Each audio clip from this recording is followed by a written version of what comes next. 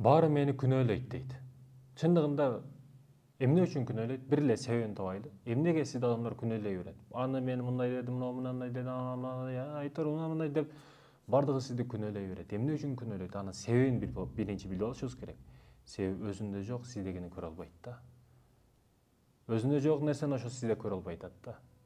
Өзүндө жоктук бар, ошо боштук бар. Анан сизде ошол нерсени талап кылып атат да. Ошол нерсени күнөөлөп, сенде эмнеге бар дегендей да. Айтор ушундай урматтуу мекендешим. Бирөө сизди күнөөлөп жатат, бирөө сизди ордуна коюш керек аны. Ал менен тилдешип, ал менен өчөшүп, жок. Ал боштук бир күн төлөп анда дагы. Ошол учурда түшүнөт. Кайнене өзүндө жокту, күйөө бала өзүндө жокту, бул муну жокту, дос муну өзүндө жокту, ол башкалардан талап кыла берет да. Күнөөлөй берет.